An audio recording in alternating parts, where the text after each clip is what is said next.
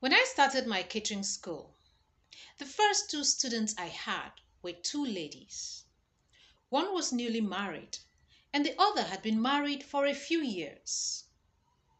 She had two lovely kids, a husband that spared no expense when it came to the upkeep of the home.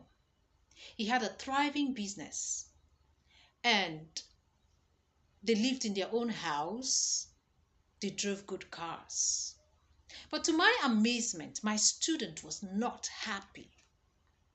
In her own words, she said it was exciting at the beginning, but over time, she had gotten tired of being everybody's maid.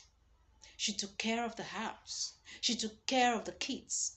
She took care of the husband. And in spite of doing all of that, she said that no one ever saw her as a person. No one ever acknowledged that she could have personal need. And she said she wanted to be valued as a person, not just as a resource.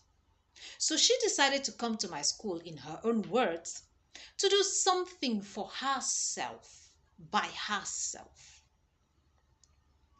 Unfortunately, she didn't complete the course, even though she paid in full for it. She ran away from the home. Marriage is a good thing. Marriage is a blessing. As a matter of fact, marriage is a very strategic leverage. However, your concept of marriage can make or mar your capacity to draw the value, the full value from marriage. Your concept of marriage defines when you decide to marry and who you decide to marry. So, permit me to ask, what is marriage to you? A person's concept of marriage defines his or her motive for marrying.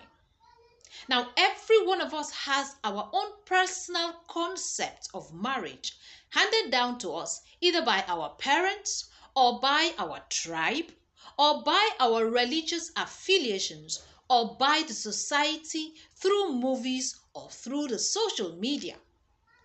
Now, we are all entitled to our own personal concept of marriage. However, the problem begins when two people who have differing concepts of marrying, of marriage, come together in marriage. It becomes a lifelong case of conflicts and frustrations. Why?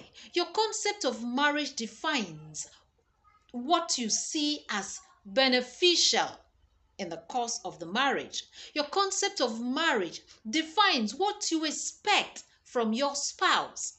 And no matter what else is given to you, if your spouse does not meet those expectations that are inside of you, then to you, that marriage is not fulfilling.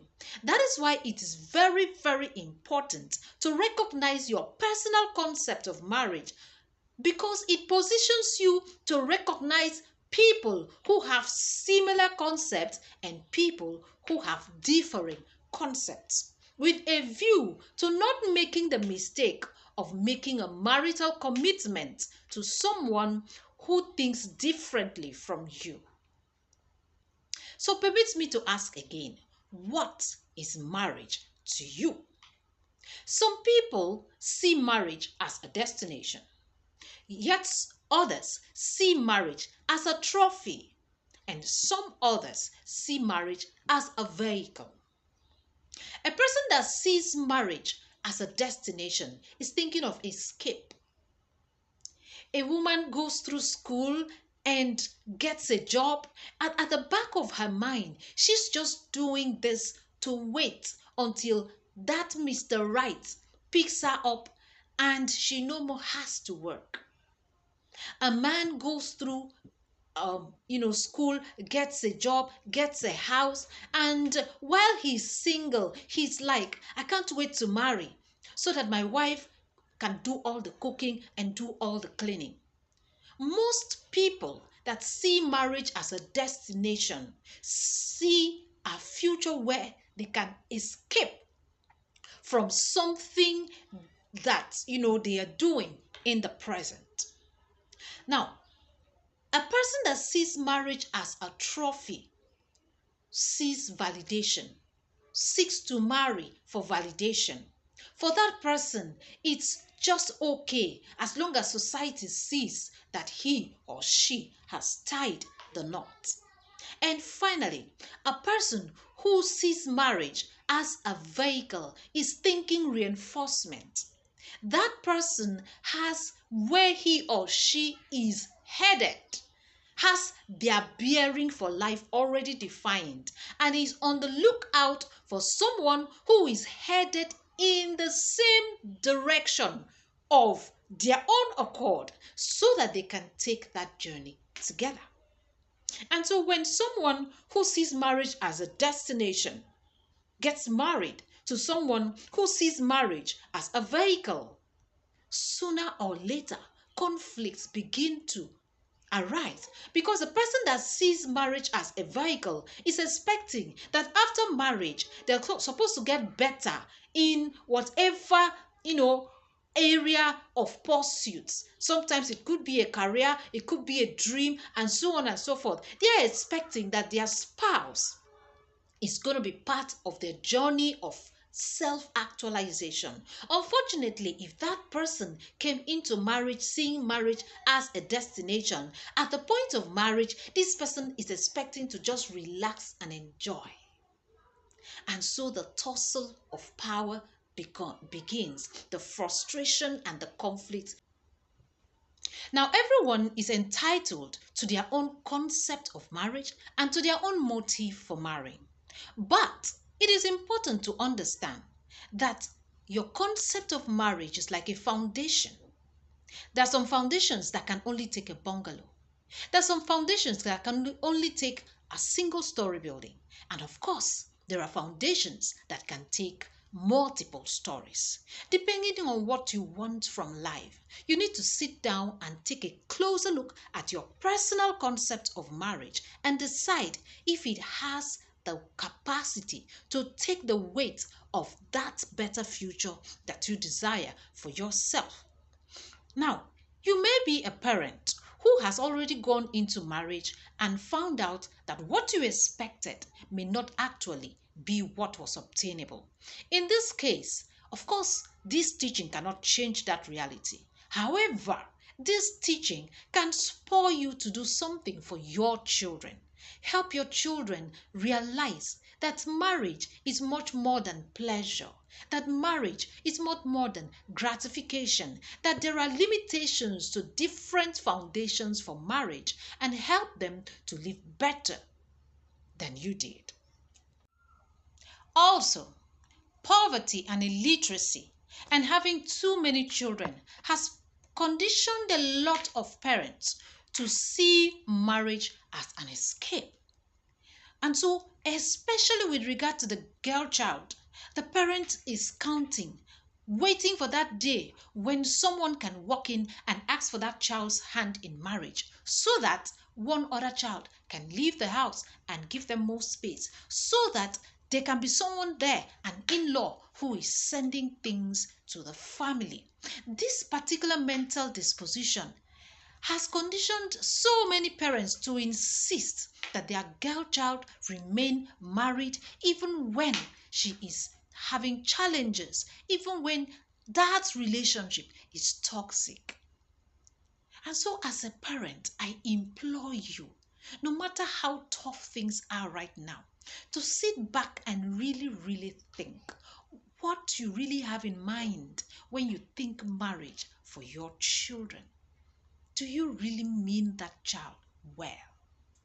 It is important for our parents to begin to look again at their concept of marriage, because it influences how their children grow up to fare maritally speaking.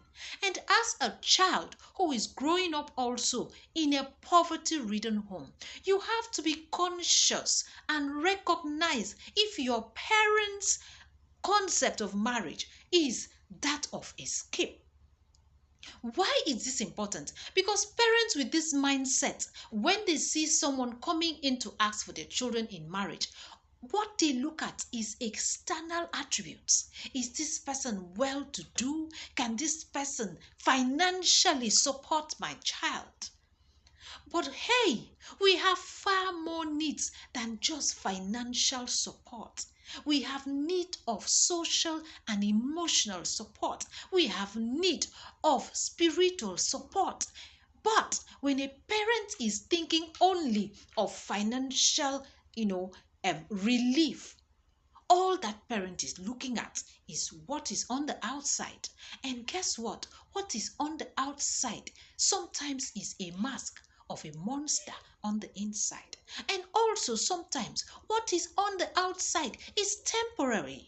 Some children go into marriage. At the beginning, it's rosy. But along the line, the man loses his job and is not willing to get another job.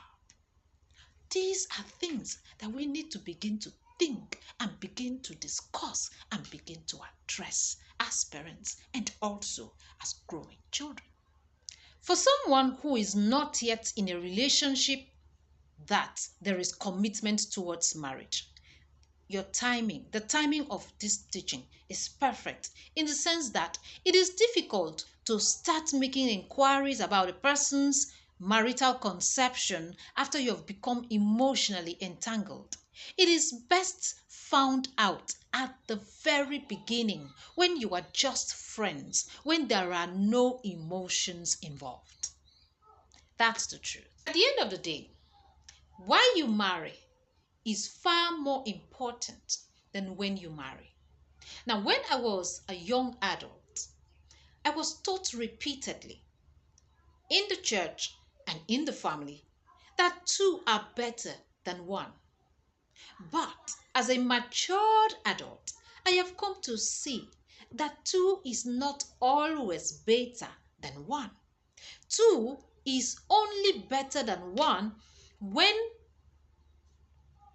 both parties are unified in purpose and when both parties are committed to the well-being of each other. That is when two is better than one. But when only one party is concerned about the well-being of both parties, when only one party is carrying the burden of both parties, then one is better at that point than two. So it is important to be sure of what you are going into before you plunge in, because marital commitments, even when marriage is severed either by divorce or by whatever means, the scars live long. And so for someone who has not yet stepped in, it is important to look before you leap.